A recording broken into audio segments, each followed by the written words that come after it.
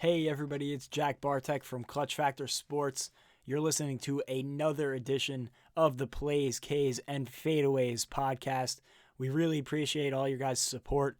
If you can just drop us down a like below and hit that subscribe button to stay tuned for our latest posts. And please, in the comment section, anything you think about this episode, anything you want us to talk about in future episodes, let us know down below. We love your guys' input and we love you following along. Seriously, it's tough getting this off the ground, and each and every one of you that are tuning in and listening, we really appreciate it. So please keep up the support. We're going to keep grinding them out, getting better for you guys. But with that being said, thank you again for joining us, and please everybody stay safe and healthy throughout these tough times. But thank you for listening to another edition of the Plays, K's, and Fadeaways podcast. Hello, ladies and gentlemen. Happy Thursday. Hopefully you guys are all safe and sound.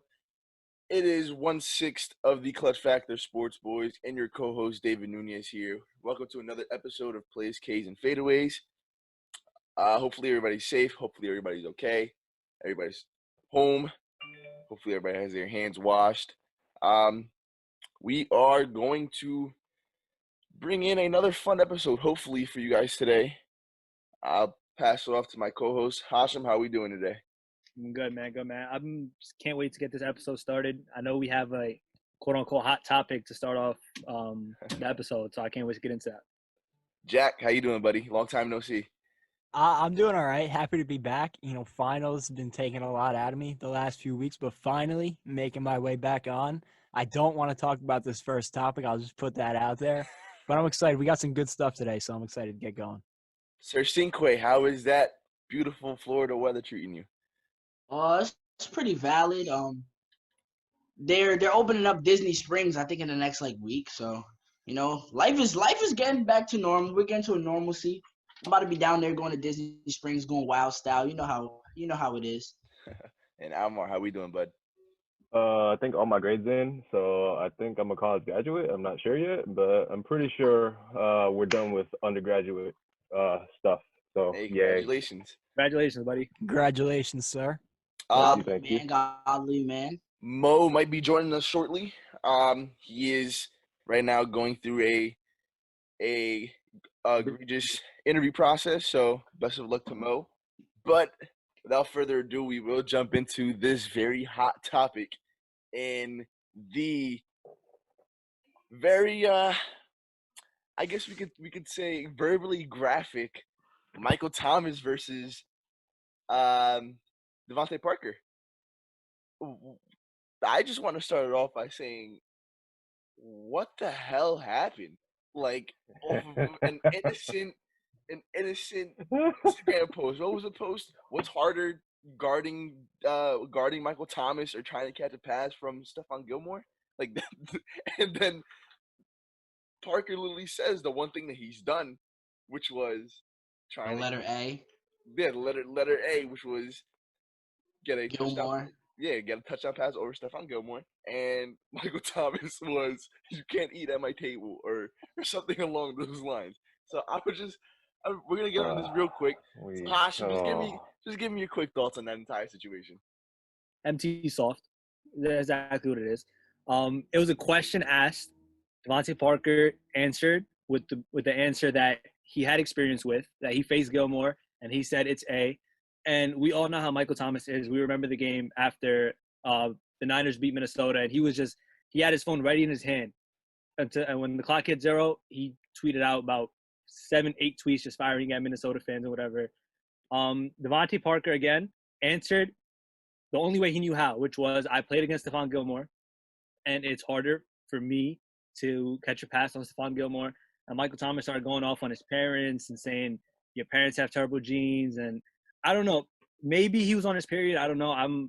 Jack supposedly thinks Michael Thomas is a competitor, and Devante Parker fired at him so bad that he needed to defend himself. So that's not what I said. That's not what I said. That's not what I said. You guys keep putting words in my mouth. So since Hasham just threw a haymaker, Jack, we were giving you a chance to rebuttal over here. What are your thoughts on this entire situation? At no point in the discussion did I ever say I am on Michael Thomas's side. I never said I'm defending Michael Thomas. It might seem like it, but Michael Thomas is sensitive. I think we could all agree on that. He answers people on the internet all the time. It's what he does. It's not how I go about things, and it's not how a lot of professionals go about things. It's the way he does things. And in this post, a lot of people are acting like Devante Parker is totally innocent. And I think it's ironic because a lot of times I get called naive by a couple of people in this group right now.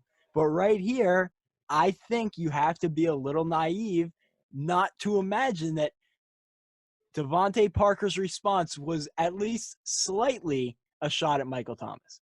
Now, I understand he experienced playing against Stephon Gilmore. It's a tough thing. I don't doubt that there was a part of him, at least, that was answering it out of respect to Stephon Gilmore.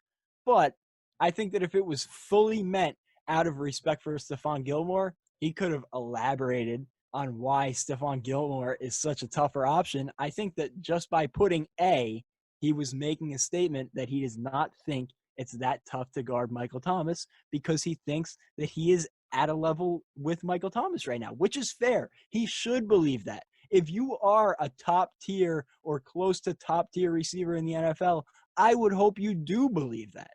But Michael Thomas has earned the right to go back at people who he believes slighted him, which was my whole argument. I don't agree with him answering every troll on the internet or, whatever it may be. But in this situation, I understand why he feels he was slighted. And he has performed at a level that, he can talk all he wants and back it up. That was my statement from the beginning. But when not as simple to each their own have sufficed. And did he have to go into, oh, you were a first round pick, I came into the league before you, yada yada? I'm not arguing that. I'm not arguing that his response wasn't over the top. What he does is over the top. He responds to everybody on Twitter. Like I said, that's just not something that you should be doing because if you get down that rabbit hole, even I could find people who hate me on Twitter if you look hard enough. So he is definitely over the top with his responses, but I do understand why he responded and took it as a slight. Nah, I can't get behind the way he responded. It's just I don't know. So I'm gonna throw it over to Cinquay here. Rightfully so, he's gonna defend Devante Parker just for the fact that he is a very, very, very emotional Dolphins fan. So Cinquay, give us a quick little synopsis of how you felt about the whole situation. Michael Thomas is mad. Devante Parker's a god. Like, it's okay. You feel me? Devante Parker, Wow. man. That's the He's most PG he's answer a I could have goon, ever bro. thought of from Quay. Listen. If I was Michael Thomas, man, I hate on him too. Cause Michael Thomas doesn't have a better route tree than him. I'm sorry to tell you, he's a better overall player, of course. He does not have a better route tree than him. Look me in the eyes and tell me he has a better route tree. I'm just reacting. Listen, I mean, don't sleep on Michael Thomas's route tree. Just because Bro, he's known, he's not gonna kill you deep. Devante Parker averages 17 yards a catch. He averages 11. Come on now. Again, that's the scheme, though. You got to talk about the scheme. At the same time, listen, not to knock on Miami. What is the Dolphins scheme? No. I'm like, talking what about, is I'm it? talking, I can't even tell you. I watch them every week. I can't tell you. I'm talking about the Saints scheme. The Saints scheme literally are a quick run and go. I mean, a pass and go offense. And so did last year because with literally the down year that Kamara had, the run game wasn't effective at all. So they needed to get downfield quick. Drew Brees didn't play for 6 games. Who you got? And they didn't trust Teddy Bridgewater's ability to throw down the field. So you got to give it to Michael Thomas on 6-7 yard slants. But and listen, Drew Brees doesn't throw the ball down the field that much, anyways. If that's working, if 6 to 7 yard slants are going to work every time, and it's going to give you the most receptions in a single season in NFL history, one of the most accomplished seasons for a receiver in recent memory, that's all I'd be running too. It's like the argument with LeBron James and scoring. If I'm Michael Thomas, if I don't have to run a post, a go, or a corner, I'm not going to do it. You're just adding difficulty when you know no one. Yeah, but look how said scheme works in the playoffs. They lose every time. Okay, you're gonna hold that against the wide receiver. Listen, he's just running the routes. You can't blame that on the offense because if you really look at the offense really hasn't messed up. I blame the play calling because I'm gonna bring back that Rams game. Literally, I believe it was the play before the infamous missed pass interference. Why would you pass the ball on first down? and literally stopped the clock when you had all the momentum going down the field. There was, I believe, like 2.5 minutes left, and you're passing the ball on first down when Kamara was having a great year and a great game at that, where just keep running the ball up the middle, keep hitting the gut. But And also, listen. I don't know about you, but I feel like cornerback is harder to play than wide receiver, as I've played both. So I feel like, as a cornerback, as a wide receiver, you know what you're going to do. As a cornerback, it's a guessing game. You have to figure out what they're going to do before they do it so you can be in the right spot to set up that play. So I feel like Devante Parker, not even as a Dolphins fan, as a football player, chose the correct choice. But Michael Thomas is soft, so, like, it just doesn't matter. He's ice cream in the sun level soft. Like. So, Almar, we'll finish it with you. Just give us a quick little synopsis on how you felt on the entire situation. This was so unnecessary. I don't have much more to say besides that. This could have been all avoided, honestly. It got taken way too far. That's all I got. Look, when Devante Parker has 2,000 yards next year, Michael Thomas will be pretty sick. Let's not get ahead of ourselves here. That's not going to happen. 2,000 yards with Fitzpatrick throwing him the ball? Oh, no. Tua Tagovailoa. He's going for 7,000 next year. He's starting opening day? 16-0, bro. That man We've talked about this. If Tua is dressed going crazy that is a mistake. That is a mistake. 16. Tua Tagovailoa is going for 7,000 yards, 75 touchdowns, and 1 pick. Tua Tagovailoa should not be on the field in pads and cleats next year. No, that's a bad idea. I kind of got behind, like, not got behind it, but, like, I kind of got to the mental state that he's gonna play sometime. Like, I feel like Fitzpatrick's gonna mess up. He's gonna flare out, and they're just gonna win. Play the long game. You guys are play the long game. No. Like, you guys, I said this during the draft episode. You guys are still, like, you're on a great path, but you're still a year or two away from being, like, real serious contenders if you keep building this way. So why are you gonna? We're gonna be valid next year. We're going in with $80 million. We're projected at $80 million in cap with 2 firsts and 2 seconds. So we're gonna be. We're good. Yeah. We're valid. Okay. With that being said, why are you gonna risk? Do not put Tua on the field. Exactly. Why are you going to risk putting your rookie quarterback, who's had health problems in the past, behind a still weakened offensive line in a year where you're playing one of the toughest schedules in the league? You're probably not going to compete for anything of any value. So, in my opinion, there's just no reason to put him on the field this season. Wait, if Tua plays this year, cross your fingers. And I mean, it matters what's happening. Like, if we're like 1-9. And he's playing, like, that's a waste of my time. But I'm talking, like, we're like 4-4, and the Bills are like 5-3. Then you might have to look at actually put him out there and let's get to the bag. We're playing the long game with this. No. We're playing the long game with this. Regardless. Yeah, listen, I don't know, man. This is a year where you could actually do something for once in our lives. Like, again, you got to think long term. You have to play the long game. You have to think of it long term. You guys drafted 2 offensive tackles? You still got to show one. You drafted a guard and attack. A guard and attack. All right. So basically, you're gonna have Hunt on the left side because you have to play Flowers on the right side because that's literally the only position where he actually looks like a decent. Now I heard Flowers is playing left guard. Yeah, he's a guard now. Well, Flowers is a guard now. Expect to cut him next season if that's the case because that man cannot play on the weak side at all. That's that's well, no, that'd be to a strong side. But at the same time, yes, that also, yes. It all depends on the way he plays this season. If he's gonna play on the strong side, maybe it'll help. You can't have him on the weak side at all. I'm letting you know right now from experience, from watching him. You're gonna have him on the weak side. Yeah, but he also was at tackle side at all. He was right tackle. He played right tackle. No, I mean recently, because I know he's been at guard. In Washington, he was playing. He was playing guard. He was playing guard in Washington. He's playing left guard. Yeah, right guard. No, I think it was left. I think it was left. Washington, he was playing strong side. I don't know. Well, either way, he's been politics. Anyways, we'll get back to the show topic on this. Okay. I do want to move on a little bit. We will keep it with football. We do want to talk about, in my opinion, this oddly offensive yet non-offensive minority rule. Oh, no, it's not odd. No, it is offensive. See, I don't even want to call it offensive. I just want to call it badly explained. Just for the fact that the way it came across originally was it made me uncomfortable. It made me uncomfortable to see the way they explained it, and then the fact that basically you're gonna get rewarded for hiring a minority coach. So it just it gave me an eerie feeling in my gut, basically all right, we're just gonna hire this coach out of spite, and just so we can move up. If he sucks after the first half of the season, then you know what, we can cut him and we could get rid of him, and at the same time we got our benefit out of it. So it kind of All right, I'm gonna be 1,000% honest with you. The way they made it sound is they made it sound like us minorities are like objects. I get what you're saying. Like that we do not hold value unless you bring value. Yeah.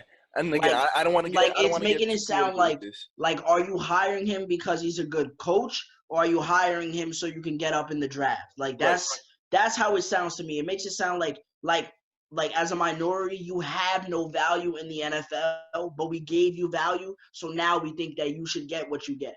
Right. And again, I don't want to get too political with this, but off the top of my head, the last couple minority coaches that I've seen in Hugh Jackson, Marvin Lewis, Todd Bowles, they all sucked. So it's not the fact that they're not getting hired as head coaches because they're a minority. They're not getting hired as head coaches because their schemes are terrible. Yeah, look at Hugh Jackson won one game. Oh, I forgot about Lovie Smith too. Look at Mike Tomlin. Mike Tomlin's been one of the best coaches in the league. Has retained his position. Anthony Lynn has been. You could arguably say Mike Tomlin's one of the better coaches in NFL history. Oh, yeah, sure. Yeah. Even Brian Flores. Brian Flores is a really good coach. Brian Flores. Yeah, and listen, we love Cinquay and myself. We're very high on Brian Flores. What he did last year, I consider him a top 10 coach. That's my personal opinion. That roster had no business getting that many wins. I'm sorry. No, we were supposed to win one game. So and I would give you 2, but and on the front office side, I mean, as a Giant fan, I experienced Jerry Reese. Jerry Reese was good at putting 2 Super Bowl teams together, but he was one of the worst drafting GMs I've ever seen. This man took Eli Apple. He took Eric Flowers. Who else that I could just go. He knows how to draft receivers. I'll give him that. He found Sterling Shepard in the second round or third round. I forgot. He found Sterling Shepard and passed it on Michael Thomas. he found Sterling Shepard and passed up Michael Thomas. But again, nobody expected. Yeah. I don't blame drafting because again, you don't know who's going to turn out to be a superstar, who's not going to be turned out. I'll say this on the rule.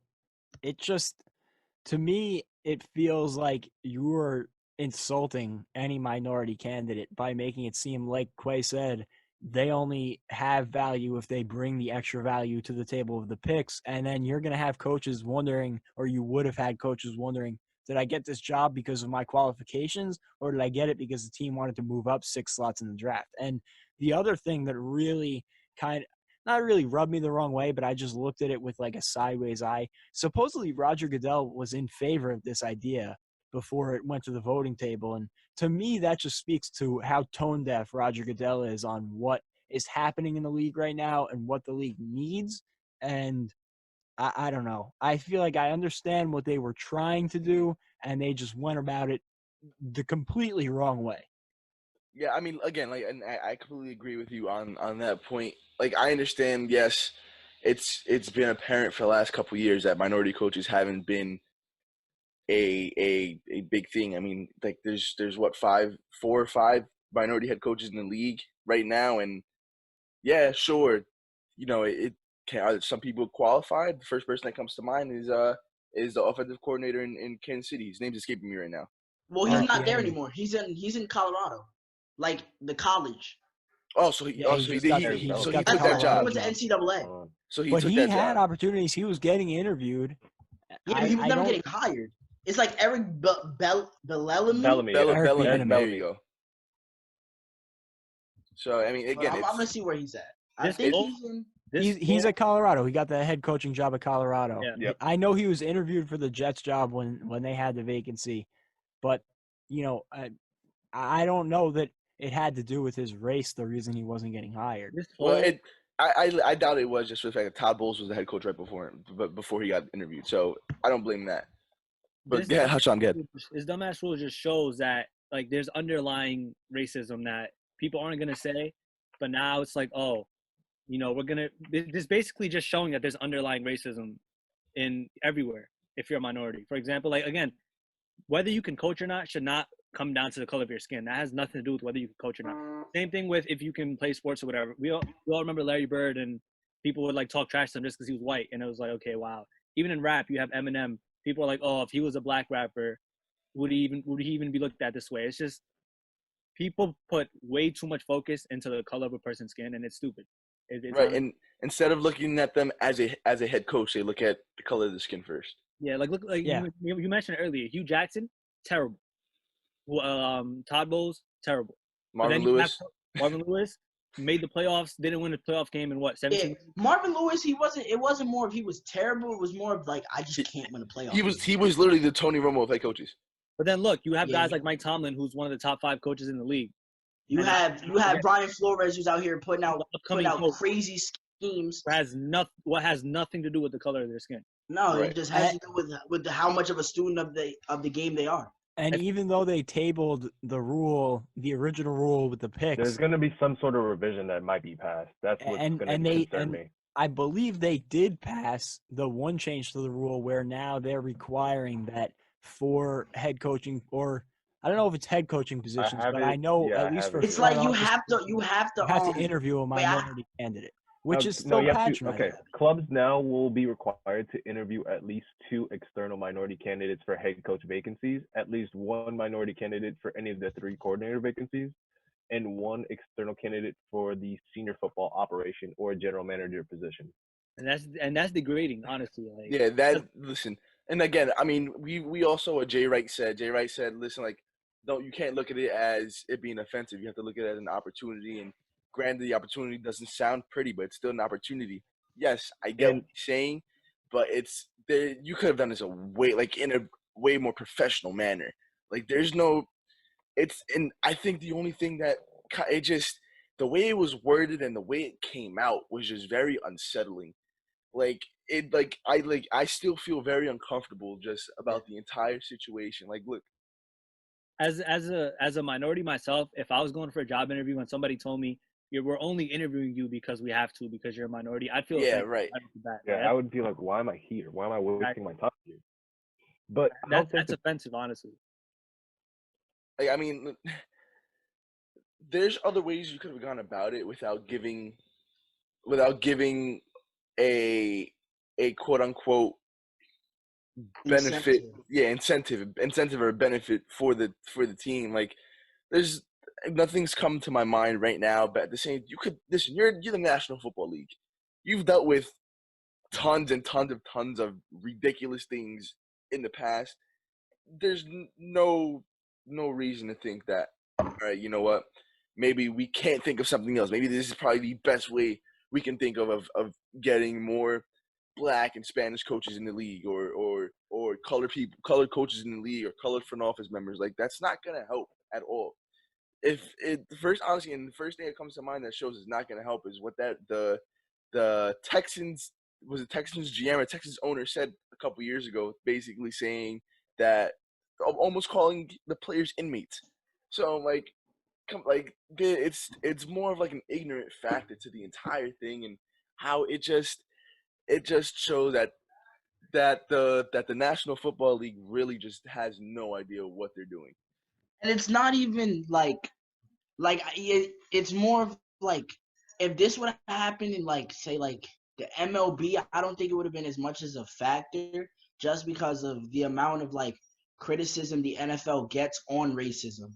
How people see the franchise tag as like a slavery type of thing, you feel me? Where they're stopping them from getting their money to be greedy. Like, they're keeping all these players around that deserve money, deserve raises, and keeping them on a set salary. Right. That Like they see that as like a Also, the slavery NFL type of salary move. cap is like the hardest salary cap to like be like the most inflexible salary cap in sports, and baseball Well, has no cap whatsoever.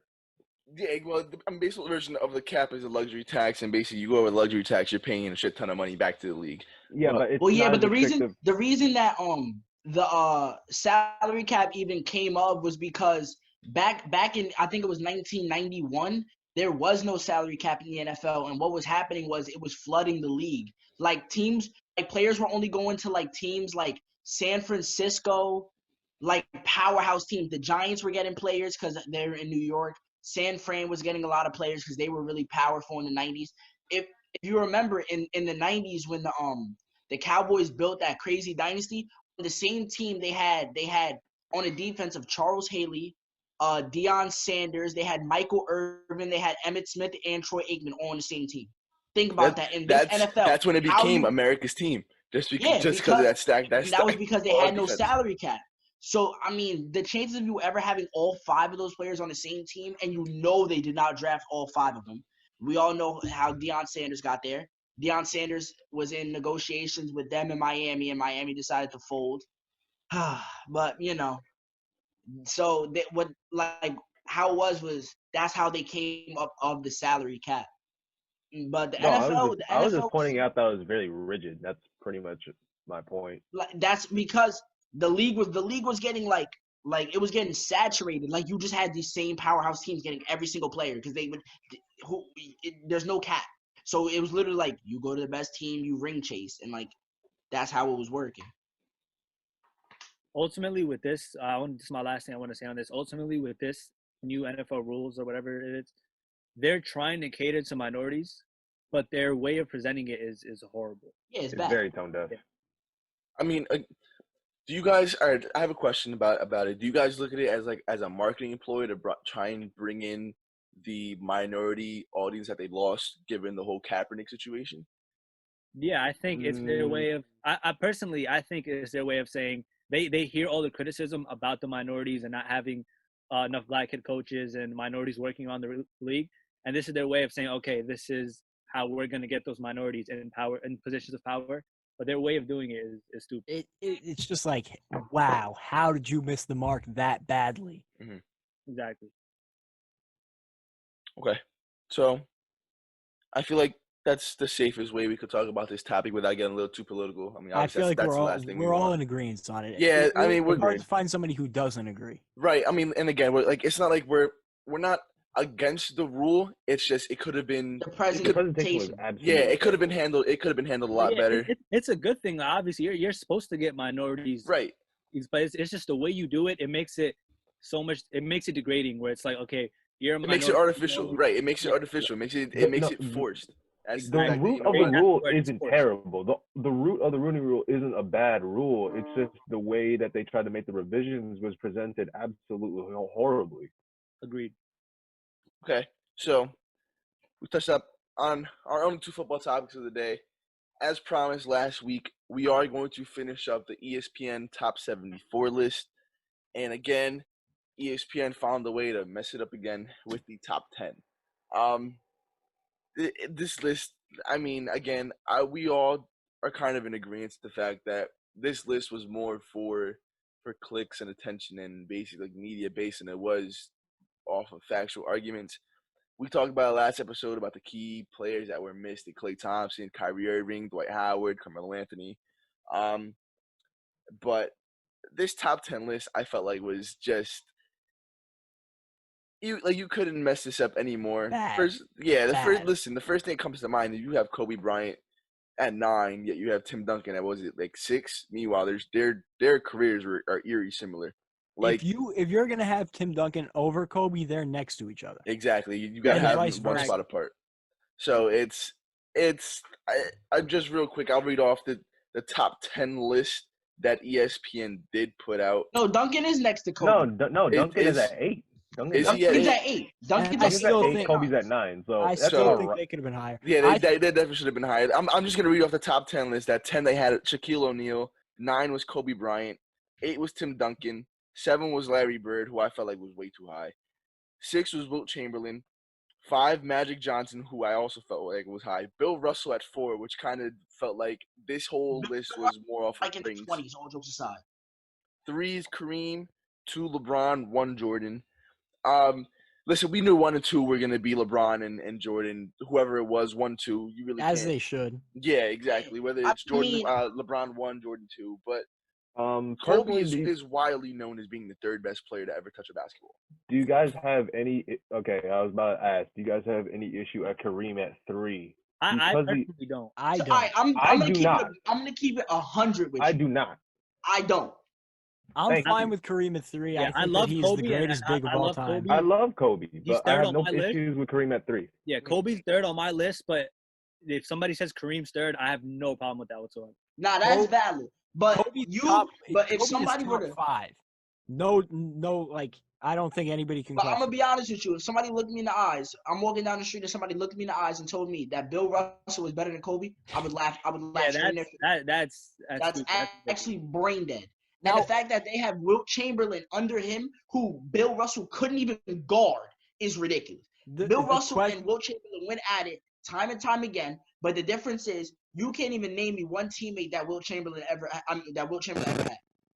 And Bill Russell was on some of the greatest teams of all time. It makes makes me all time with question. Havlicek, Kuzi, and all them. Yeah. And all What them was the cats. criteria for their voting? Because this was voted on They by never the made it ESPN any. voters. They never put it out there. I don't feel like Because- there was a criteria just for the fact that, listen, if you were going off of rings, Damian Lillard should not be on the list at all, or even being thought about on the list over And Kyrie Kobe Irving should be or much Klay higher. in that Thompson. case. Exactly. Which I understand. If you're gonna have Bill Russell in your top 10, it's hard for me to imagine you don't have Kobe in your top 3 because that means you value winning. And I personally, I don't think that Bill Russell belongs in the top 10. He has one of the greatest bodies of work of anybody in any sport of all time. But like I believe Quay just said, you can hardly name a player that Wilt played with. You look at Bill Russell's teams; they were some of the greatest in NBA history.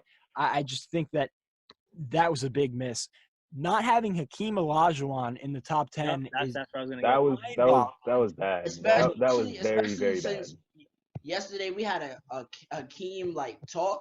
Hakeem Olajuwon was like that. He's the Like, only he was other player dead. besides Jordan ever to win MVP, Finals MVP, Defensive Player of the Year in the same year. if it was not for Michael Jordan, Hakeem Olajuwon and those Rockets teams would have been as highly regarded as Michael Jordan and those Bulls teams were.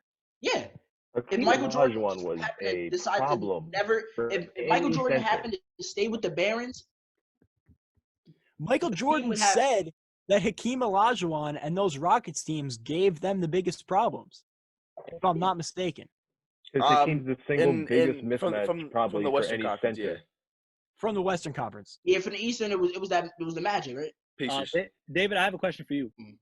Mm. When you were reading off your list, you said that you have Magic. Magic was 4, right, on the list.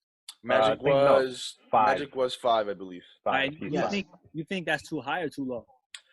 I do feel like it's too high. By like maybe 2 spots. Like, I'm not saying like it's ridiculously high because again, I'm putting Kobe Bryant in my top 5. I'm putting Tim Duncan in my top 5. Yeah, you have to have them next to each other. Yeah, They exactly. go hand in hand. Mhm. I'll just off the top of my head, I'm gonna give you 6. This is what I'm thinking right now, which could change if you ask me 20 minutes from now. I'm okay with Jordan, LeBron, any order you want at 1, 2. I'm going Kareem at 3. I'll go Magic at 4, Kobe 5, Tim Duncan 6. Okay, and I respect that. Again, Yeah, you I can personally my whole interchange- thing have is Magic in my top 5. I feel like with Magic, I just feel like he was just such an anomaly. Like literally, he was. And again, and I've spoken about this multiple times. Like I said it on Twitter. Magic Johnson and LeBron James are the only true comparison.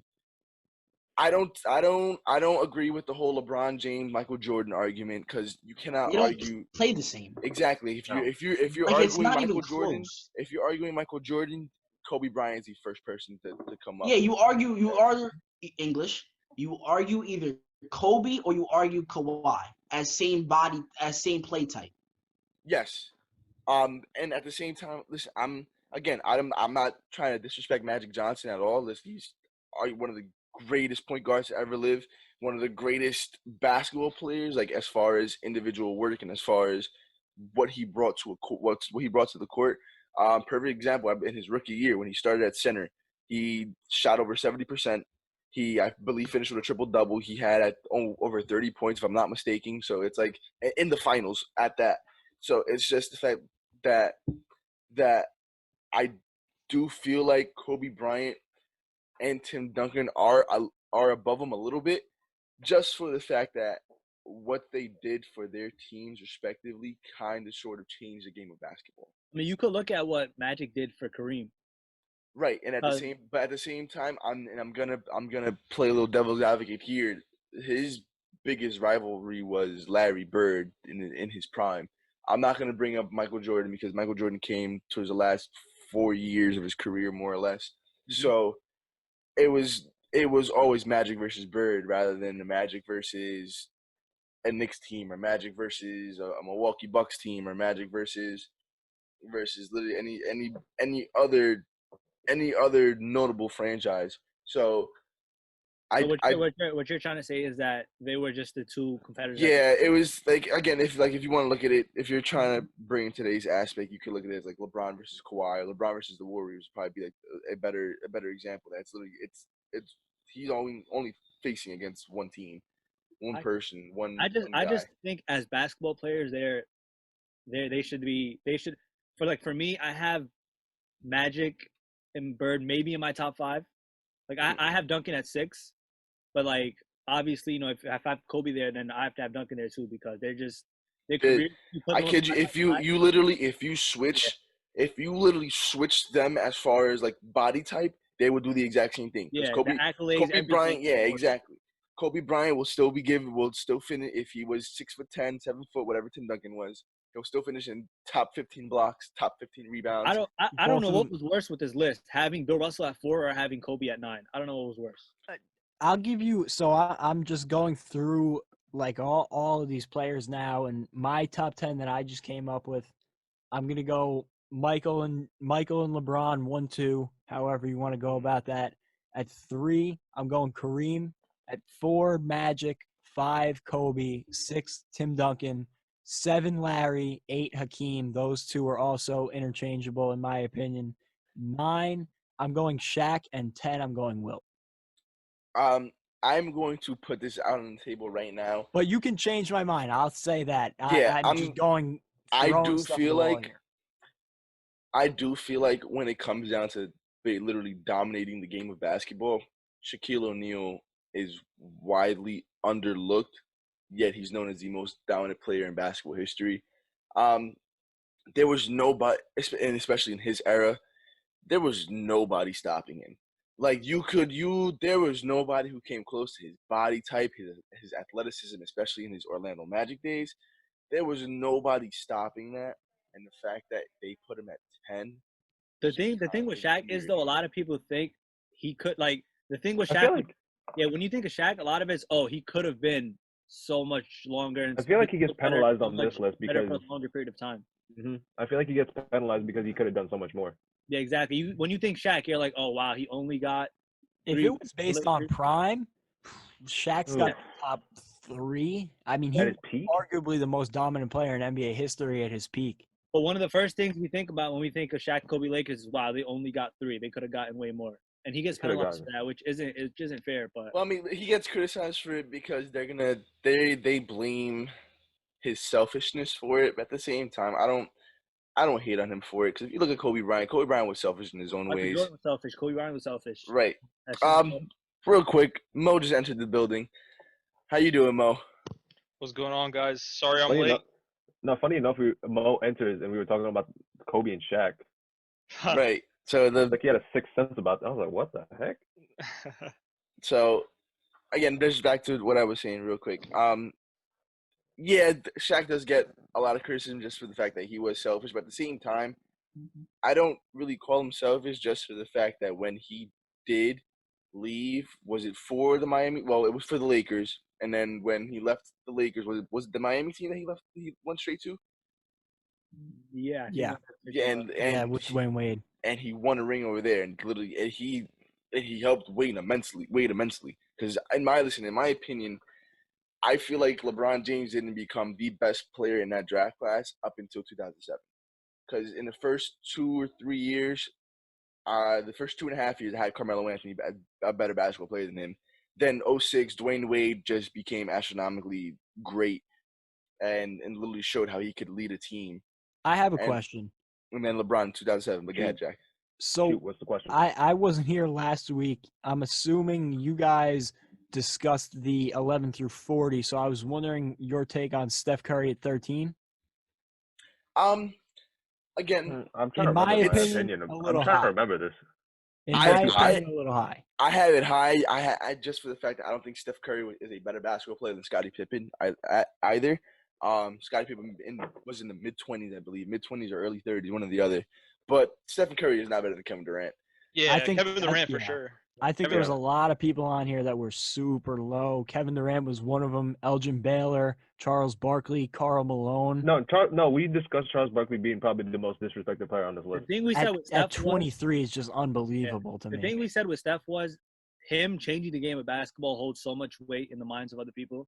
So it's I personally don't weigh that, because if you're doing that, then Allen Iverson has got to be up there too, because he was literally changed the culture of the sport at the time that he was in the league. No, there's so many guys you can say. We're talking about the style of play. The style of play. Yeah, I mean style of play, like from a because the 3-point shot, if you're a big man now and you can't shoot, you can't play in the NBA. Exactly. Yeah, and literally that's the main reason why I hold Steph Curry to such a high standard. Listen, whether you like it or not, that man is he's going to be on the basketball Mount Rushmore, just for the fact that you look at before his MVP season, you had a quote unquote normal center. You had literally a guy who was literally under the basket, a Rudy Gobert kind of guy, Hassan Whiteside kind of guy, not Hasham, Hassan Whiteside kind of guy. And the fact that those were the prototypical centers. Listen, Hassan Whiteside was on a max contract just for the fact that he was a prototypical center under the basket, giving you 14 points a game, grabbing 14 rebounds. Andre Drummond, same situation, 14 points a game, 14 rebounds. Now they're literally he evolved the game. The fact that every single position, no matter how tall you were, no matter your body of work, no matter how many pounds you weigh, no matter what your shoe size is, you need to be able to shoot the three, and that's not only be able to shoot a lot of prospects as well. Hold on, wait, Dave. On that note, it's not just about shooting three; it's also about defending on the perimeter. Right. That's what it is now. Everybody's got to be. It's not necessarily about shooting three. It's about bigs have to actually guard on the perimeter, get down the defensive. It's like a yin yang. If you do one thing, you got to do the other. So like if the game is changing at the 3-point line, you got to be able to defend that some way somehow. And I respect that, but personally, I don't know that I include that in my thought process when determining who is better. If that there's a lot of better. Again, I understand. Look, and I'll say it more than again. There's Stephen Curry. You take away the 3-point shot from Stephen Curry, he's an average point guard in my opinion. He's an average point guard. He might not be in the league if there was no 3-point line, to be totally honest. Yeah, but he's I wouldn't go that far. He's still a great shooter, though. No, I get what you're saying. But the thing is, he's the greatest shooter ever, and I don't think it's close. In my opinion. Yeah. No, I agree with you there. I wouldn't say the greatest shooter ever. In my opinion, I do feel like Klay Thompson is a better shooter than Stephen Curry. I just feel like Stephen Curry does it at such a higher volume that it gets recognized more. I don't see anybody doing it off the dribble like Steph does. Yeah, and Klay can't. I personally, I don't think Klay can create off the dribble. If he was on a team by himself as a number one option, I don't think he would be able to do it at the output that Steph or like LeBron or one of the other top tier players can do it. I just don't think Klay can. There's a lot of basketball players that play better basketball than Steph Curry from an overall basketball standpoint, but just his impact. Again, he has the leadership qualities too. I think when you mix all of that in, he has a case for where he is. But again, I think he's too high. Like I think Kevin Durant's over him. I think a couple players below. Like in the 20s should be over him, but Steph Curry to me is top 20. But I can agree. I can agree with that. I think he could be top 10 by the time his career's over, depending on how he finishes. Right. But I can't believe Karl Malone at 17. I feel like that's super low, and I feel like it has a lot to do with the fact that he never won a ring. But anybody in that time period, you got to take into consideration that they were playing run through the bus of Michael Jordan and the Bulls. Yeah, Black Jesus. That black cat. That Real black quick, I cat just wanted to deadly. ask you guys: did you guys go over the best moments from the Nah, No, that was Last not Dance? yet. Okay, That's the last. sure. Well, that's Sorry for coming up. spoilers, guys. what a segue. Yeah. Yeah, perfect segue. Mm-hmm. Well, I mean, yeah, you know what? Since Mo brought it up, we might as well just talk about it. Yeah, let's go. Arguably one of the greatest basketball documentaries of all time just finished this past Sunday. For sure. Yeah, no, it was Um, really good. Hard to argue. Yeah, honestly, Find me something that ranks up with that, and I'd be happy because I'd love to watch it. I was All- upset when it was over. No, Yeah, yeah, I was very I watched it and listen, and not for nothing, the way that it ended was perfect. Like that, they literally ended the last dance with the last shot, and it was like I wasn't a fan of the way the show was put together, given the fact that it wasn't chronological, but at the same time, the way they put it together was very well. Yeah, at the end, they Um, culminated perfectly. Yeah, the end, literally the end brought everything together. No, actually, yeah. I'm gonna finish up real quick. Okay, Uh, that's cool. In my opinion, Jordan did get a lot of hate, but at the same time, this documentary made him human. Just given the fact that he was off the court, he was so selfless. This man was literally buddy buddy with every single security guard. He was buddy buddy with players off the court, minus Isaiah Thomas. Um, Like it's and he literally liked to have fun. Yeah, come practice time, come game time, he's probably the biggest asshole on the court. But like you saw the human in him. Like this man just wanted to win. He was so hungry to win that he didn't let anybody stop him or get in his way. Yeah, it peeled back the many layers of Michael Jordan, and you got to see not the killer assassin that was on the court, but like you said, the human that was Michael Jordan. Yeah, and the first thing a lot of people, obviously, when you finish that, the first thing a lot of people say, "Oh yeah, Michael Jordan's the GOAT. He's better than LeBron." I personally, when I finished that, there was no thought in my mind, "Okay, he's better than LeBron. Okay, LeBron's still better." The fact that I could watch it and just appreciate how great he was, because I knew Michael Jordan was big. Obviously, he's Michael Jordan, but you could just see the way he got a reaction wherever he went, and he was literally larger than life when he was out, and it's insane to see his impact that he had on basketball.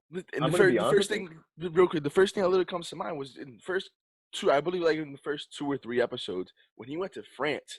The guy who basically introduced him in that little setting that they were at, he said the closest thing to God himself is Michael Jordan. And at that same time, John Stockton could walk around throughout the Olympics and people didn't even know who he was. You could look up online. There's a video of John Stockton walking through with his family, the village with his family, and asking people about the Dream Team, and they have no idea who he is. Meanwhile, so that tells you it wasn't just Team USA. Michael Jordan was a godlike figure at that time.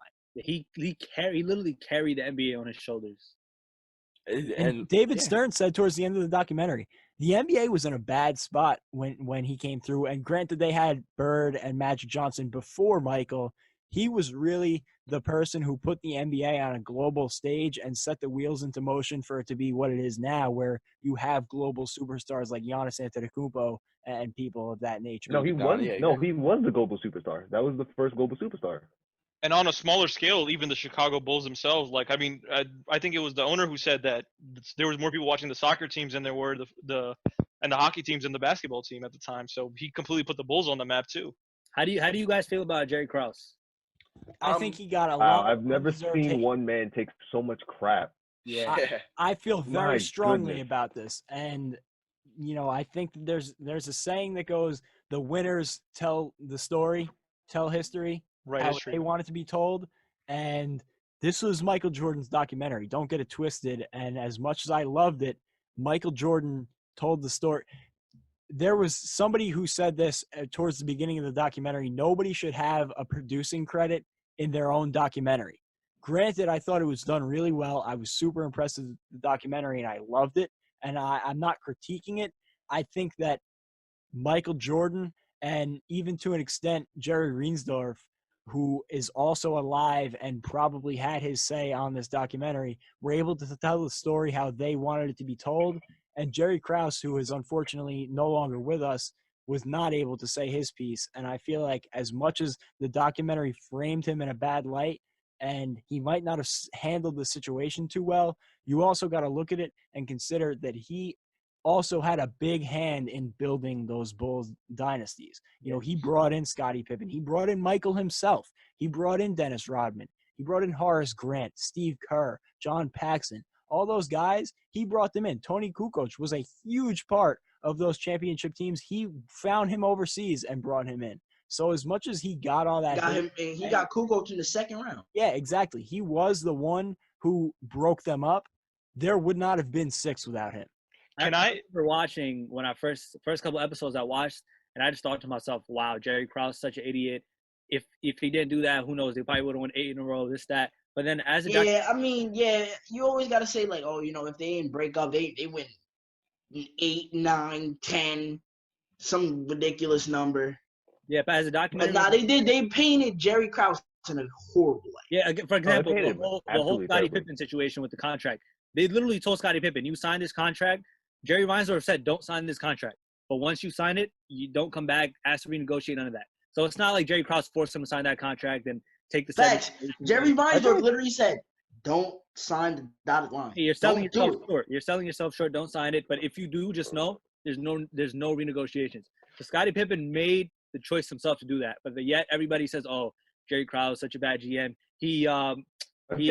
Krause took the blame, but it's more like of a he literally told you not to do it, and when you went to sign it, he didn't have a gun to your head. Like he said, "Don't sign it." Like that would be one of the only criticisms I had about the whole thing. The 2 criticisms I could say are the whole Jerry Krause thing. I think that he got a bad light shined on him throughout the entire series, and I don't think that it was as deserved as it came across as.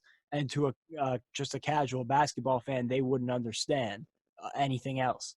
And the other thing that is not as much a criticism as much as something I get, I feel like they told stories that made more sense to tell and were more almost relatable than in some situations stories that should have been told. Like I brought it up to you guys. The Steve Kerr story was great, and I'm glad we got to hear it. But Steve Kerr has said himself, when I see the banners and the commercials coming across for The Last Dance, and I see Michael and Scotty and Dennis and Phil and myself, I feel embarrassed, because you look at a guy like Tony Kukoc, who had 30 points on 9 of 11 shooting in Game 5 of those finals against the Jazz, and that wasn't even mentioned. The 2 shots of him from those finals, he was getting toasted going to the basket, and you had this whole segment on Steve Kerr, who was not as important to the win as him, but he's the more recognizable face because of the wins with the Warriors, and he's just a more well-known figure. So and he has a better story. So that's what they're going to tell. Can I also add to that? I just wanted to mention how in Game 5 of the NBA Finals, I got to rewatch this clip. There was about 0.8 seconds left on the clock, and the shot was made for Tony Kukoc. Michael agreed to it. However, during the play, as soon as the ball's about to be inbounded, Michael jumps in front of Tony Kukoc and takes the shot instead when Phil had drawn the play up for Tony, even though because Tony was 11 for 13, he was on fire that game. I think that's just a credit to show that even though they said it was cool, I think Michael and Scotty still had something against Tony because of their feelings toward Jerry. We remember the story of the Olympics and how Tony literally got the bad end of the stick when he didn't even know the whole Bull situation and Scotty, but yet they targeted Tony just because they wanted to make Jerry look bad. I mean, Tony was in the middle of his own, like his country's in turmoil over, I think, some sort of civil war, and he's got to deal with that. What I love about Tony is he never took offense to it, none of that. It was just calm, collected. And even in his interviews, he didn't have a bad word to say about Michael or Scotty or anything. Literally, one of the first things he said is, like, I didn't know why they didn't like me. Yeah. Like he was a skinny kid from Croatia, was it? Yeah, exactly. Like he had no idea what he was doing. I will First say, game he played, put up 9 points, literally got embarrassed, got battered. He played a lot better in the second game, though. Oh yeah, I think second game I believe he had 16 points. He shot a lot better. And I think they gained a lot of respect for him. I think they gained a lot of respect for him. I got respect for him one-liner, and then they moved on. Right. They just glanced over the fact that he had a much better game. But again, then you have to realize the whole time constraint and how much time can you spend. Because it is Michael Jordan's documentary at the end of the day. Yeah, and Yeah. I'd like to say now that I got my criticisms out of the way, this was the greatest documentary series I've ever seen in my life. I thought that the production of it was incredible. The way that they were able to take us along this one season and take pit stops along the way and bring us back to, all these different stories and tell them in such a complete way where you felt the emotions and you felt like you were a part of it. Like I felt like a Bulls fan in the 90s watching this documentary. And I think that that's the goal of any piece of art, is to make you feel. And I was super impressed with how they were able to do that. I mean, like you guys said, I was super sad that it was over. And there were so many parts that just gave you a whole different viewpoint on something that you never originally had. And I think in Michael's case, more than anything, you now look at him in a way that you never saw him before. And I'll just get started with my favorite moment throughout the entire thing was the end of episode 7, where, they had just talked about his whole gambling debt problem and his dad passing away. He moves over to baseball, and then he gets into this emotional section at the end where they're essentially asking his teammates if they thought he was a good guy. And, they're going around to all these teammates who are saying, he was a jerk. He's not a well-liked man. And then you go back to Michael Jordan, who this whole time, he might have been hard on him, but he said it. I was only pushing them so hard because I wanted to win and I wanted them to win with me. If you were with me, I wanted to take you with me. And he says at the end, look, I don't have to do this. I'm only doing this because it's who I am. That's how I played the game. That was my mentality. If you don't want to play that way, don't play that way. And he's getting emotional as he's saying this, and then he calls for a break. I feel like that was the one moment in the series where you see, like, as much as everything else in this documentary is going to tell you that he is, like, not human, that's the one part where you're like, wow, you got to feel for this guy who's put everything in his entire life into winning and pushing the people around him to be their best. And now you look at him sitting in this chair 30 years later, and he has to watch testimonials from his former teammates saying he was a jerk. That's got to suck.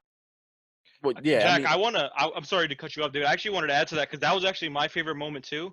And the one quote that really resounded with me, he said this verbatim. He said, Michael Jordan never asked any of his teammates to do something that he wouldn't fucking do. For word what he said. And I forgot who said that, but that was the most perfect line towards the end of that. It perfectly encapsulated episode. what he meant, meant to the team, and what he meant to his teammates. He led by example. That was the way he led a team, and I think it was a perfect way. I wish they would have ended the documentary with that, because that whole montage with the clips of them showing them win the championships, him going through those hard times. I thought it was a perfect way to encapsulate what Michael Jordan meant as a teammate, and I think it was well done. I'm getting chills talking about it right now. Right. I'm not even joking whatsoever. That is 100%. You could have ended it on that note. As much as I love the ending, that was the one part that really has stuck with me. Even now, like, just talking about it, that's the one part that I think about immediately. I've watched that episode 7 clip so many times over and over again. For real. And listen, I think. But as a segue, how you were talking about Michael Jordan being human, I feel like my favorite part was when he won his 4th championship, the first one without his father. Oh, yeah. That one hit so different, especially the picture of him when he was on the floor with the title, with the hat over his head crying. Like, that hit so hard because you could hear him. He said, you could hear the sobbing. I've seen the picture 1,000 times, and you could feel the emotion from that picture alone, knowing the backstory. But when they showed that video, I don't think anybody's ever seen that before this documentary came out. And you could see him on the floor, just like the release of emotion, and you can hear him. It's like, wow, like it doesn't hit you until you see all that emotion. And because they said that him and his dad was like this, like they were so close. If Michael was somewhere, his dad was right next to him. Every championship that Michael won from 1 to 3, his dad was right next to him every time. He's popping champagne. That like some people, and what sucks is like you see some people in this world, they don't have a father. Like they don't get that type of bonding. So you see like a legendary superstar being so close to his father and then tragically losing him on something that easily could have been avoided. He was sleeping in his car. He was tired. He was sleeping in his car. A dude ran up on him, shot him in cold blood. And after that, his life just went into a downward spiral, and seeing like a superstar, such like a iconic person of that level and stature, like going into like deep dark depression and type times like that, like it's kind of inspirational in a sense. Like there's a lot of people in this world today who suffer with like depression, and seeing how somebody of that figure and somebody of that type of stature could work and make it back to the top of the mountain, and then you just see that release of emotion. That just gives me chills. And the fact that he won on Father's Day. That Yeah, makes it oh even yeah, sweeter. yeah, Story. yeah. You That can't makes make it that even up. sweeter. You can't make it up.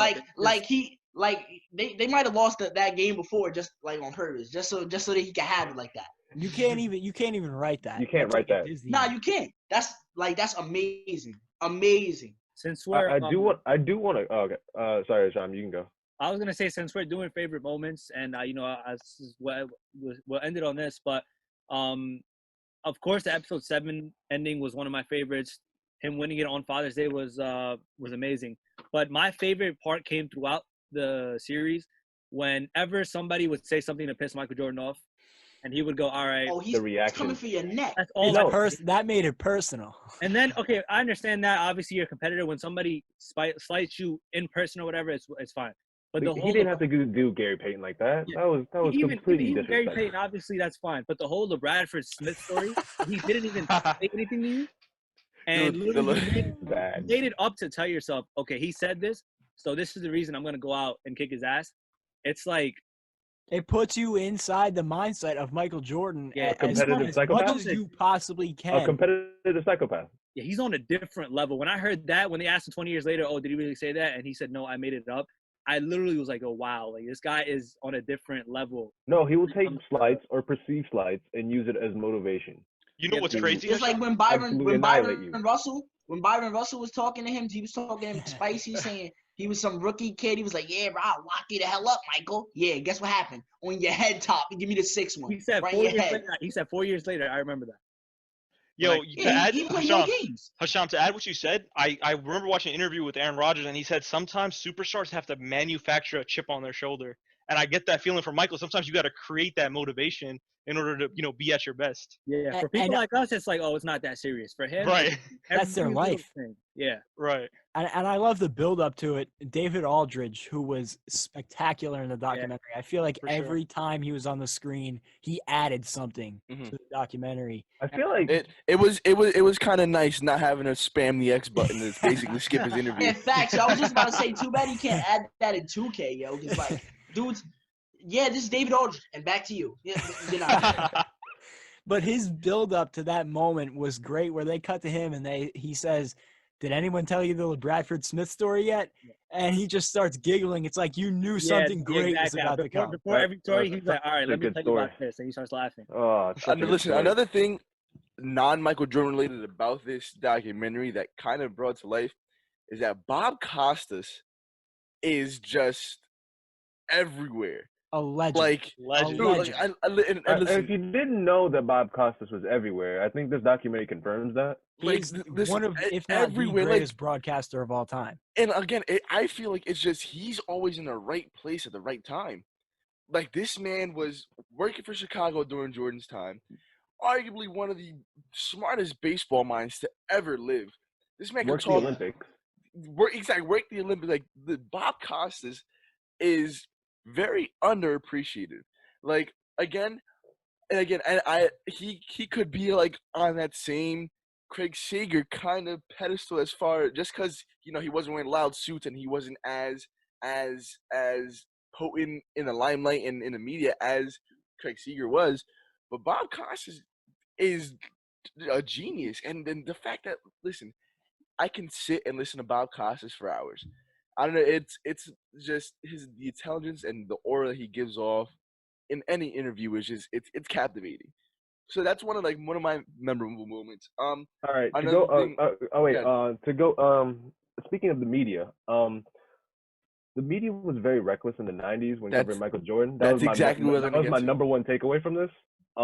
They build you up to tear you down. No, the hit pieces, the reckless journalism, the gambling, speculation after his father's death, Mhm. the just very irresponsible, and it told me that wow, the media hasn't really changed much from like back then to now. I'd argue it was worse back then because they said that he killed his father. Like someone literally wrote Michael Jordan killed his father or something. No, on one of the with headlines. with zero evidence. No, it was just purely speculation, and it was published. I understand. I understand. You have to get people to read your stuff, but that's just Yeah, that's actually disrespectful at a point. Yep. Like now, that's just like at that point, like it's personal. Like you're disrespecting a man's character. Hold on. Like a man is trying to grieve over the death of his father, and you're gonna blame him for his death. Do you see how close the media is to him after post-game interviews? They're literally like breathing on him. You guys remember the video with Dennis Rodman running away from the media? episode 9. I'm surprised more players don't do Actually, that. Like, they brought Jordan's camera crew to the back. They said, "Okay, listen, we have to figure out a way to get Dennis Rodman out of this building through the back." Listen, now that you say Dennis Rodman, now they say that we can have a freaking 10-part series on Dennis Rodman, and it might be just as good. Dennis Rodman is the funniest dude of all time. I mean, I don't know what this man. This man is the most weirded-minded person of all time. My man went from dating Madonna to dating Carmen Electra in her prime. To doing the dash to Las Vegas because he was bored. Like he said, listen, I need a break. Just give me 2 days. He said, I need a break. I need 48 hours. And they said, you're going to give me 48 hours? Hold on. Take it away. They let him. That's the crazy part. No, I'm convinced it's because Phil Jackson in his younger days is like the young Dennis Rodman. That's why. For somebody, they said this man Dennis Rodman figure in this entire documentary. Yo, they said that this man Dennis Rodman will sleep with anything, man, woman, alien, blue, black, purple, yellow. He didn't give a damn. Like he was bugging out. You guys remember his T-shirt, right? When he said, "I'm not gay, but my boyfriend is." Yeah. What about when he was explaining how he rebounds? Remember, he was like. Bang that way. It goes up down, like there, I thought that was so cool. He's a really smart basketball player. That's what's scary. Nah, like, he is, but like, he's extremely weird. Smart. Yo, they said that to get him to sit down, that he said that he needed a tuna sandwich and something and it like took he him had hours. to have that. No, the director said it was like interviewing a feral cat, which that description was hilarious but accurate. And they said that this dude is like they said that he would talk for like a minute or two and then just wander off. But not for nothing though. What I can give to Dennis Rodman is that as nuts as this dude was, he brought it. He was like you could not for his second guess his basketball ability. Like pound for pound, the greatest rebounder of all time. And a thing that sticks out to me about the whole Dennis Rodman story is literally that story about when they were at practice and that. You know, if you were the last, when they were running laps, and if you're last, you had to catch up or whatever. And Jordan literally brings the team together and says, "Listen, you know what? Listen, Rodman just came back.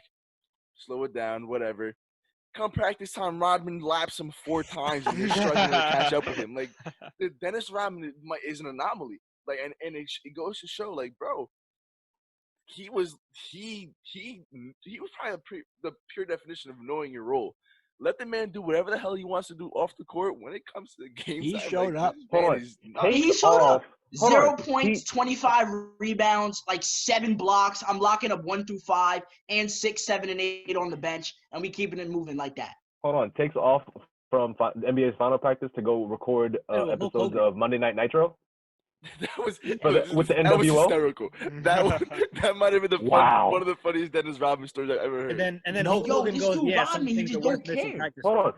No, I didn't realize it was during the NBA finals. They're all together, huddled by girls, and he's just chilling, smoking a cigar. Nobody would ever get away with today what Dennis Rodman got away with in his. Absolutely. Hold on, Dennis Rodman in the social media era, not at all. I don't think social media if it was the social media era. We would eat that shit up. No, listen. In the social media era, think about it this way. The Giants were on a boat the week before their wild card game against the Packers. Imagine if they found out that Dennis Rodman was. Do not remind me about that boat. Yo, thank God they were on that boat. Yo, imagine the Instagram, and you got TikTok and all this other nonsense Twitter viral out there behind. Listen, imagine seeing Dennis Rodman during Dennis Rodman would be the most popular and he's out figure there, on he's out social here with media Carmen today. Electra, Carmen Electra in Las Vegas smoking a cigar with hella like females As the Bulls are and playing the game. like just wow. And I gained. As the Bulls are playing the game that night. I gained a whole new respect for Phil Jackson because Oh yeah. for him, Yeah, I don't know to have how you all those contain a personalities- character like that. Yeah, and it's like, all right, you go do what you got to do because a lot of coaches are like, oh no, we can't do this. He knew who he had on his team, and for him to really keep all those personalities in check and to win all those championships, I wasn't I wasn't a huge Phil Jackson guy before because I'm like, all right, he had great players, but to see how he handled those players, Greatest coach of all time. it's And- not, and- it's not even close now. And the triangle offense is the greatest offense of all time. Yeah, he literally showed that I don't need a ball handler. Yeah, and that's what is a forced ball handler? and that's what forced Michael Jordan to trust his teammates. Exactly. Listen, you guys are aware of my stance on Phil Jackson. I absolutely hate him just for the fact that what he did to the Knicks. But Bad GM. but- Bad GM. No. Listen, As but this a front man- office figure, I hate him. But as a head Terrible coach, executive. this Yeah. man is like his character himself is just like he is nothing as what I expected. Cool, The man is like, listen, the man's a freaking weirdo. he's like, hold on, that's He's why he Zen relates guy. to Dennis Rodman. The That's Zen why he guy. relates to Dennis Rodman. he was. You can't compare Rodman and Phil Jackson at all. Like literally, they're two polar opposites with one common trait that just like brings them together, and that was their whole Native American. Oh like, yeah, that Native American thing had me crying. like, bro, listen, So like, weird. you learned a lot from just about everyone from like any major piece a part of that team, whether it's Scottie Pippen. Whether I didn't obviously realize Michael- Scotty was Michael that Jordan. good the season Jordan was gone. He was Dude, Listen, spectacular. Scottie Pippen. He was one of the top Doesn't get players in enough the credit. league. Scottie Pippen does not get enough credit, No, and not he at said all. it himself. No, Scottie but Pippen said it himself. but I'm not gonna lie to you. In the documentary, they gave Scotty too much credit. Like Scotty How? at no point was ever the second best player in the NBA. Sorry to tell you. No, but At he no point was ever. one of the top players. No, but he was one of the Yeah, top for players. sure. in the Probably They league. said that he was the second best player in the NBA. And I think they meant to At say no he point was he ever. Probably because of the he was value the he best brought on second defense. player. I think that's what they meant. He was the best second player in the NBA. Like as in Like Now- best Now, Robin. if Best you're second saying option? that, that's not even a Best debate. second option. But like you got to take into account the superstars that were still in the NBA at that time. oh yeah, for He's sure. arguably the best second option in NBA history. Yeah. And I arguably the greatest. mean, Kobe during the Yeah, Kobe and Shaq Kobe, though. yeah, Like, Kobe, you got Dwayne Arguably. Wade. Yeah, Yeah, okay. I get you. I see what you're saying And though. probably arguably the greatest defender you'll ever see in your life. Yeah, and he could defend multiple yeah, positions. yeah. Yo, and what's crazy is I love the backstory of how he was. What college he went to? Like Arkansas. Yo, he was some Arkansas. little some small ball boy. school. Some was a little D2 ball boy school. his freshman year. Second year, shot up 6 inches. Was Yeah, banging out, crazy locking stuff. up everything, and he was coming crazy. Can I Dude, add real quick? I'm Yeah, sorry of to cut course. you off quick. I was gonna say this. I wanted to mention this. This was an excerpt from Jerry Krause's own. In his own words, he talked about why the Bulls broke up. Just like a quick summary, he said that he started seeing cracks in the team because every summer they were competing for a finals. Legs were getting tired. They were drafting at the end of the draft. So Jerry was having a harder time rebuilding, adding talent to that team. So it's not like if that was to happen today, I feel like people would be more understanding towards that. Like, at the end, like your team's getting older. It can't just be Michael and a bunch of guys because Michael is, he's still in his prime, but at the end of it, you know what I'm saying? It'd be like LeBron and what he did with the Lakers in the past. Yeah, Like and in when 2018. when you look at this situation, it wasn't the same players every year as much as it had that same core of Jordan, Pippen, and then Rodman was there for most of it. Ron There were a Harper lot in of the second guys who, three yeah, feet. cycled in and out. I They get- could no, I get what bring you're in. saying, but we've never had a team dominate the way they did. Right. Yeah. Michael Obviously, Jordan. the Michael Jordan is like probably the most suffocating player of all time. As in, he suffocated his era. Like you're not winning a chip. Like if you win a chip, like you should be so proud of yourself because you're not winning the If one he next needs a year. chip, it's because he's not there. Let me ask you Yeah, guys real quick exactly. then. Do you guys think they would have won in 1999 versus Duncan and Robinson? Because Karl Malone, Dennis Rodman was showing age. That's what Jerry Krause said. Like, he wasn't the same defender, and they couldn't handle Malone. You think they're handling Robinson and Duncan? I don't know. I don't know. The lockout might have. But played a factor. Robinson, I The mean not lockout- Robinson, but Tim Duncan. How was Tim Duncan in his rookie years? I don't really remember. I wasn't think that he his was rookie 20. year? I think he was 2010 at least. Yeah, he was Hold on, 2010. Dominant, sir. Yeah. Dominant. Tim Duncan was Oh, never yeah. bad at basketball at any point of his career. I think they Tim were Duncan, better off like- breaking it up the way they did. Yeah. Hold on. Tim Had Duncan to find started out off in his prime year one. I mean, 21-12. it came down to, do you want to be 15 minutes early or 15 minutes late? I'd rather Exactly. go out Exactly. Yeah. Right. Perfectly said, Hasham. For sure. And two things that I wanted to end, right? Like my final 2 points. One, getting back to the Phil Jackson thing really quick, just touching on it. I thought that the perfect way to encapsulate Phil Jackson as a coach was the way they left it with the poem ceremony, or with the ceremony with the fire pit and MJ reads Right. the poem. I thought that was the most Phil Jackson thing. And if there was Powerful. one way to describe him, that would be the moment you would use. That was He brilliant. was just so good at handling everything that was happening around him. And the other thing that I wanted to key on was Steve Kerr's story, which I never really knew to the extent that I learned about it in the documentary. Absolutely incredible. And the way they told that story and the transition from him talking about his father and how every time he heard the national anthem, he thought of him, over to the playing of the national anthem of him before the game in the NBA Finals, and then him making the big shot. I thought that that was just one example of how well they tied everything together and how good of a production it was. And I'm Sure. like you said, sad that it is over, and I wish I could have the Men in Black like pen to erase my mind so I could watch it again for the first time. Just like a quick little throw in there for Steve Kerr. Honestly, one of the funniest moments about the entire documentary was when the camera was literally on the both of them, and Michael is trying to be so low He's key like, about. be Listen, ready. be ready. Oh He goes, yeah. I'll be ready. I'll be ready, Michael. I'll be ready. Oh yeah. So, but again, just to wrap things up on this point here, listen, we're all in agreement in the fact that this is one of the greatest documentaries in sports history. There's I don't feel like you could have possibly made this thing any more perfect. It brought you to Michael Jordan's highs, his lows, his personal life, things that we didn't know before. Like how hungry he was to win, his hunger for success, his passion to not only make himself better but to make his team better. The fact that he did not have a mindset in, like, he did not let anybody get better than him, and it was just like it was very telling, and in a way very rewarding in a way to watch it, just for the fact that, listen, like, this man's an anomaly, and the only thing that I can give him over LeBron James right now is that no man took basketball the way Michael Jordan did. And with that being said, I understand why people consider Michael Jordan the greatest basketball player of all time. Because, again, LeBron James can go the rest of his career averaging 1,005 points a game.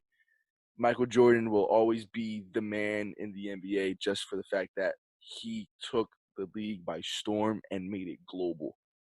David, to your point, I just want to say I think I completely agree with what you're saying. You can't be mad if you go LeBron or Michael, in my opinion. And I hope people that didn't get to watch him, like we weren't old enough, obviously, to watch some of his games, but I hope people will start to appreciate what he did, because, nowadays a lot of millennials, they call, oh, MJ played against plumbers, MJ did this. I hope watching this documentary gave them that perspective, like, okay, this guy was obviously one of the greatest basketball players to ever touch a ball. You know what I'm saying? So I hope people have more of an appreciation for Michael in general as a player. Exactly. So, with that being said, this has been another episode of Plays, K's, and Fadeaways. We appreciate you guys listening to us. We will be back next week with a new episode. So, everybody, take care. God bless. Stay safe. Stay clean. And let's flatten this curve.